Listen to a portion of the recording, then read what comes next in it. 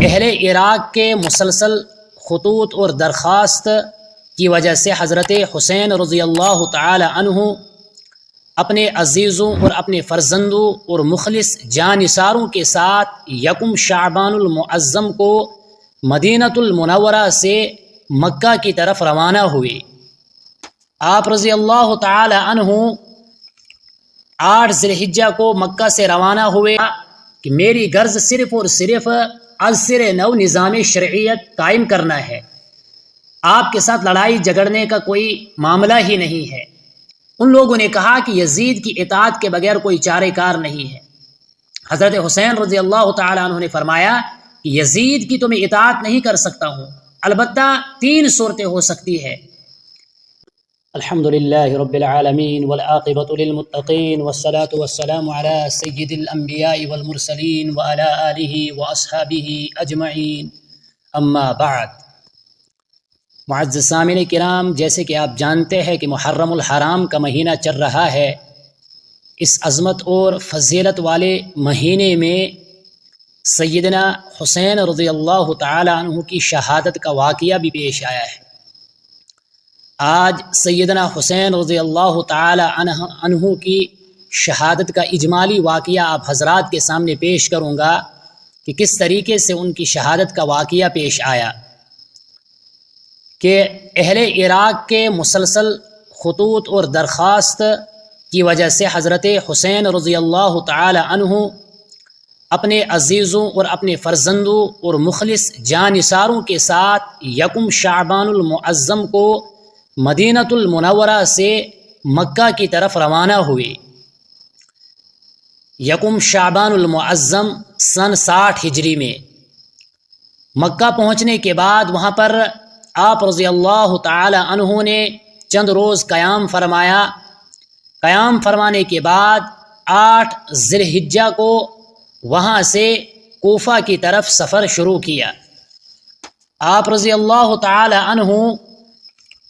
8 ذی الحجہ کو مکہ سے روانہ ہوئے۔ روانہ ہونے کے بعد دوران سفر آپ رضی اللہ تعالی عنہ کے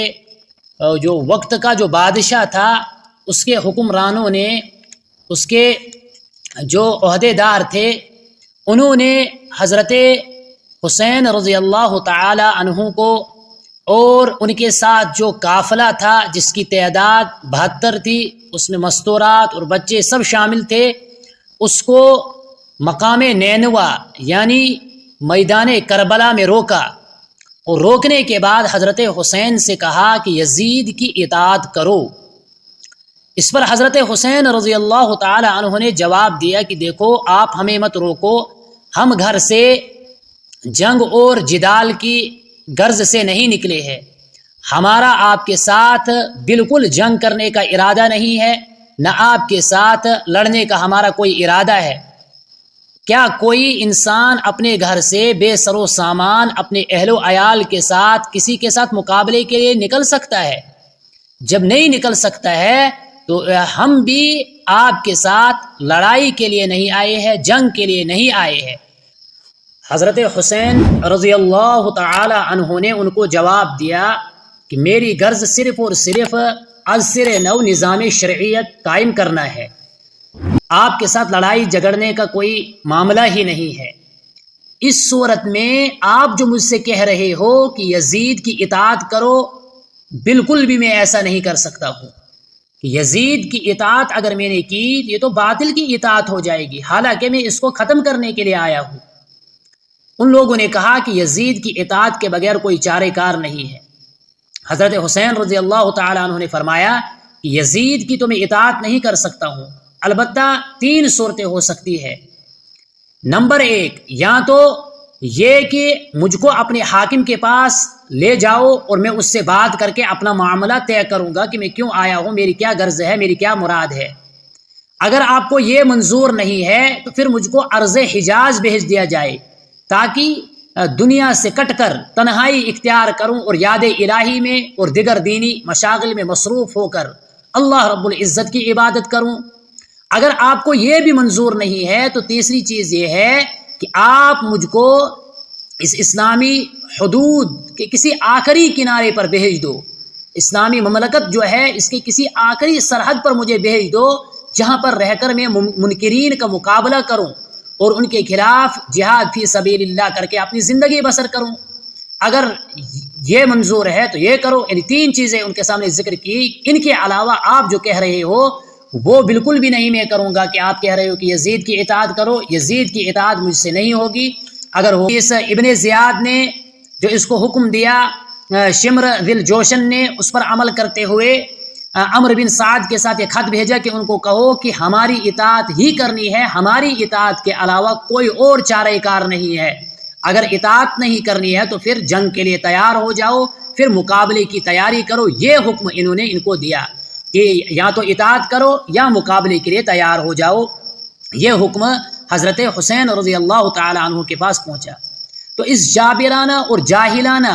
حکم کو ماننا گویا کہ باطل کے سامنے سر تسلیم خم کرنا تھا۔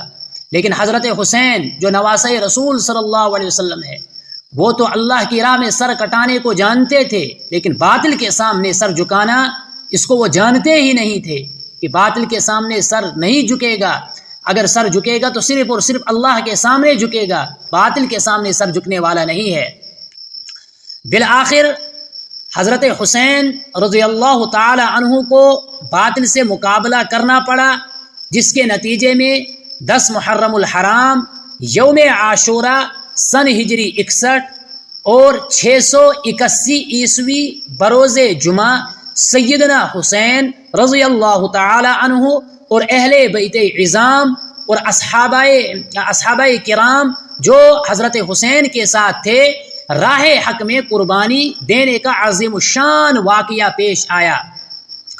یہ محرم الحرام کی 10 محرم الحرام جو ہے اس کی فضیلتوں میں سے ایک فضیلت ہے کہ اس 10 محرم الحرام کو نواسہ رسول صلی اللہ علیہ وسلم کی شہادت کا واقعہ پیش آیا۔ کٹا کر گردنیں دکھلا گئے کربلا والے، کبھی بندے کے سامنے نہیں جھک سکتا اللہ والے۔ جو اللہ والے ہوتے ہیں ان کا سر صرف اور صرف اللہ کے حضور جھکتا ہے، اللہ کے سامنے جھکتا ہے، کسی بندے کے سامنے ان کا سر نہیں جھکتا ہے۔ ظاہری آنکھ تو یہی کہتی ہے کہ قافلہ حسینی جو ہے وہ میدان کربلا میں شہید ہو گیا، لیکن حقیقت حال تو یہی ہے کہ صفائے ہستی سے کس کا نام مٹ گیا، دنیا کے اندر کس کا تذکرہ باقی ہے اور کس کا تذکرہ باقی نہیں ہے۔ جیسے کہ قرآن کریم نے کہا ہے وَلَا تَقُولُوا لِمَنْ يُقْتَلُ فِي سَبِيلِ اللَّهِ أَمْوَاتٌ، کہ حضرت حسین رضی اللہ تعالی عنہ اور ان کے ساتھ جو ہم قافلہ تھے، اگر بظاہر ہماری آنکھ دیکھ رہی تھی کہ ہماری آنکھ یہ کہتی ہے کہ وہ شہید ہو گئے، لیکن حقیقت حال جو ہے وہ یہی ہے کہ ہماری عقل اور ہمارا فہم یہی کہتا ہے کہ دنیا کے اندر آج بھی حضرت حسین کا نام باقی ہے، اور ان کے جو مقابل تھے، ان کے جو مخالفین تھے، ان کا نام دنیا میں کوئی لینے والا نہیں ہے، وہ تمام تر اوراق سے ان کا نام ختم ہو چکا ہے۔ شاعر نے کہا ہے کہ نہ عشق حسین ہے نہ شہادت کا شوق ہے، نہ عشق حسین ہے نہ شہادت کا شوق ہے، غافل ماتم کو عبادت سمجھ بیٹھا ہے۔